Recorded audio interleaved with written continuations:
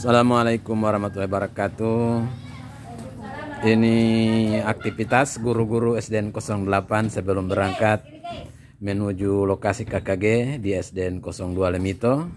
Ini Ibu Kepala Sekolah, Ibu Ijan Yunus SPD MPD, lagi siap-siap dengan berkasnya. Di ruangan sini ada wali kelas 4, kelas 6, dan ibu guru agama.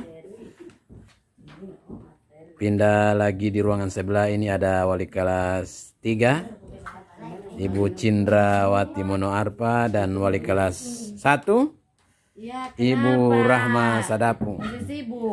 Ya, lagi mempersiapkan berkas untuk penjemputan standar mutu yang akan menjadi pokok pembahasan kita di KKG nanti.